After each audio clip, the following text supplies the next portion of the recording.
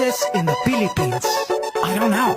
How many? Believe it or not, 81. Abra, Kalinga, Aurora, Laguna, Maguindanao, Ifugao, Isabela, Aklan and Basilan, Sulu, Biliran, Leyte, Cagayan, Bulacan and Palawan, Batanes, Batangas, Bohol, Guimaras, Agusan del Norte, Agusan del Sur, Capiz, Cavite, Bataan, Masbate, Ilocos Norte, Ilocos Sur, Tarlac, Tawi-Tawi, Cebu, Sarangani, Camarines Norte, Sorsogon, Congus de la Valley, Quezon, Zambales, Camarines Sur and Bukidnon, Zamboanga, Sibugay and Del Sur, Albay, Zamboanga del Norte din, there's Pampanga, Nueva Ecija, Nueva Vizcaya and Camiguin. These are the Philippine provinces. Every Pinoy in the world comes from one of them. Mabuhay! These are the Philippine provinces. There are 7,107 islands. Davao Oriental and Occidental, Davao del Sur, Davao del Norte,